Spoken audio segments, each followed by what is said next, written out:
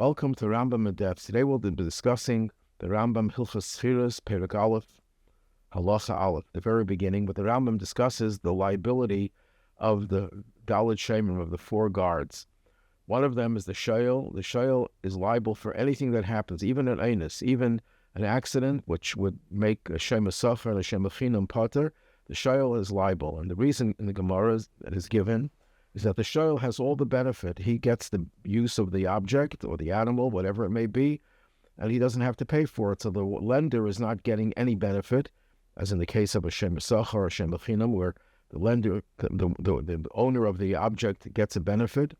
But here, since the benefit is solely the Sho'el, he has full liability. The Ran in a tshuva discusses the case where someone borrows a sefer, and something happens to it. Is the borrower liable for it? What's the difference between a sefer and anything else? So the Ran seems to suggest that since it's a mitzvah to lend a sefer, so therefore the person who's lending is engaged in a mitzvah. When you're engaged in a mitzvah, you're pater min ha-mitzvah, you're exempted from another mitzvah. So if a poor person would come and ask for tzedakah, you'd be exempted from giving because you're engaged in another mitzvah, which is the reason the Gemara gives, according to Rabbi Yosef.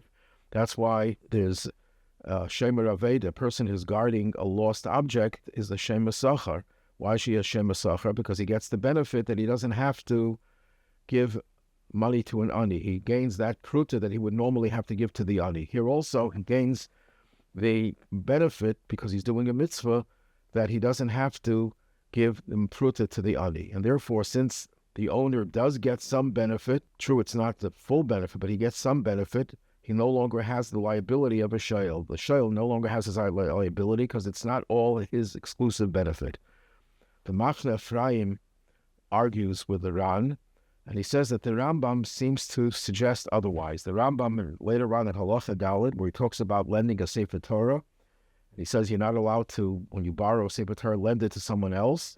But the Rambam adds, Afilu Sho'el Sefer Torah shekol hakera be'osa mitzvah, that everyone who reads the Torah is doing a mitzvah. So the Machaneh Ephraim is medayik from here that it's only the one who's actually learning in the Sefer, reading the Sefer Torah, learning from a Sefer, only that person has the mitzvah.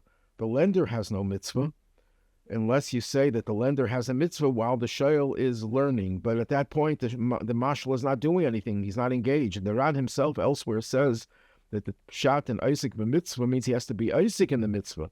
The mashal, when he's lending, is no mitzvah. And when the person who is doing the mitzvah fulfills the mitzvah, the one who's learning the sefer, the mashal is not engaged in anything, even if he gets a mitzvah indirectly, but he's not engaged in it. And therefore, he would not be exempted from giving tzedakah to an ani. The Machaneh Ephraim also alludes to this, and the Ketzais argue that the Sho'el doesn't have any benefit, but he's doing a mitzvah. But the mitzvah, Gemara says, liable Nitnu. Mitzvahs are not given for hana, for pleasure. And even if a person has pleasure while doing the mitzvah, that pleasure, the Chreinim explain, is incorporated within the mitzvah. So it has the status of the mitzvah, which is not hana. So he's not really benefiting. Although one could argue that mitzvahs liable Nitnu was only with regard to a person who makes a neder. He's not supposed to have hana from the shofar, and he fulfills the mitzvah of kiyah shofar. That's not called hana. Why? Because mitzvahs liable Nitnu. So there, even though he has hana, but that hana is not reckoned as hana. But over here, when you want to say that the Sho'el gets all the benefit, the Sho'el indeed gets the benefit of the mitzvah. He is engaged in a mitzvah that gives him pleasure, even though it's not the reason for the mitzvah. But nevertheless, one could argue it's still considered to be hana, and therefore you can't say that he doesn't have hana. One could perhaps make that distinction. But at any rate, the Ketzais argues that mitzvahs liable Nitnu, the Sho'el doesn't have hana. The Nesivos disagrees with the Ketzais, and he quotes a Taz that says that when it comes to learning Torah, that we don't say mitzvahs liable Nitnu, because Torah was given for us to have hana.